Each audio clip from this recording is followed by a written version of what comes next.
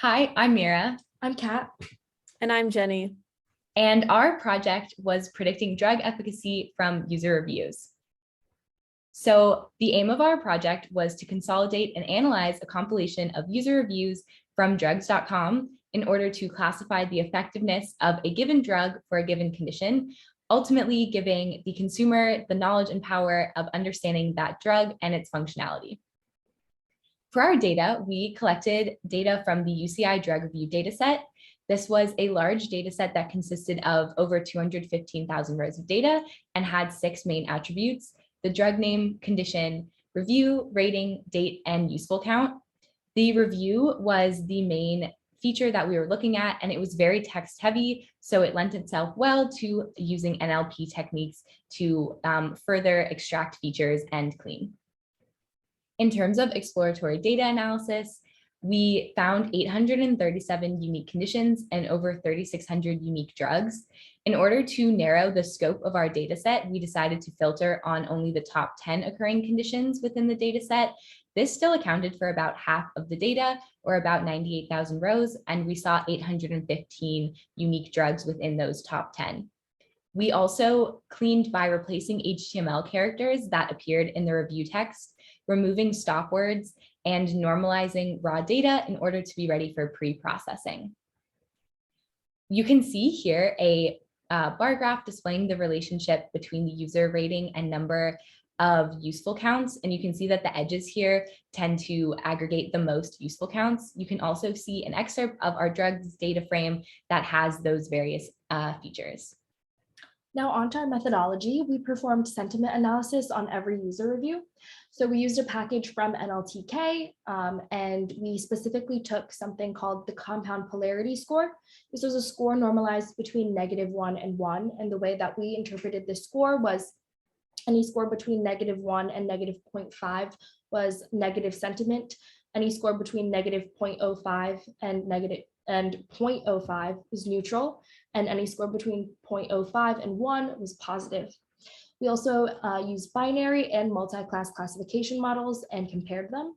So the way that we created these data sets were, if a rating was between 1 and 5, then we called that a negative rating. And if it was between 6 and 10, then it was a positive rating for the binary classification.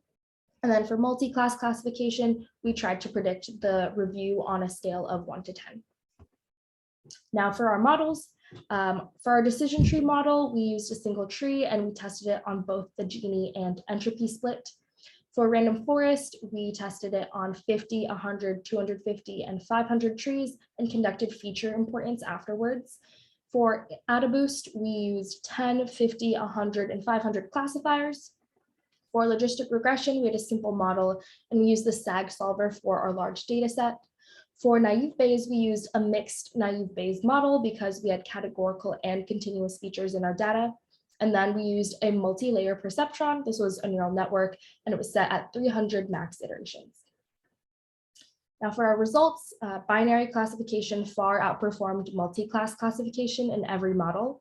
For binary, we had about a 70% accuracy for all of our models on the testing data. And for multi-class, we had about a 30% accuracy on the testing data. So that's a huge difference.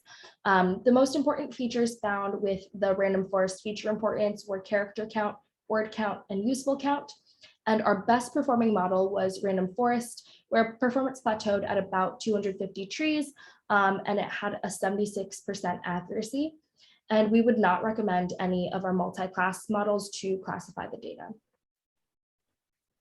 Continuing with our results, here you can see two different graphs, one showing the importance of the binary classifier and the other of the multi-class classifier. So looking at these two graphs, there's not that much that's very different, except for the compound feature has a little more importance as the binary classifier, and the useful count and the word count are reversed when looking at the two different classifiers.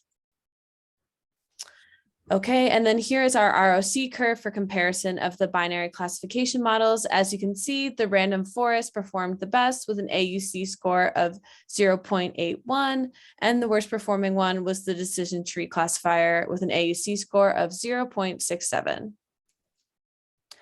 So for future work, we would love to find a data set with a larger breadth of features. We were only working with 6 features, and that was pretty limited, but we would also kind of love to explore a little more feature engineering using NLP. And then additionally, we would love to expand our models to different types of reviews beyond medical. There's a lot of medical jargon we were working with that was kind of hard to perform sentiment analysis on. So it'd be great to look at some different models for that. And then here are all the references that we used. And that's all. Thank you so much for watching.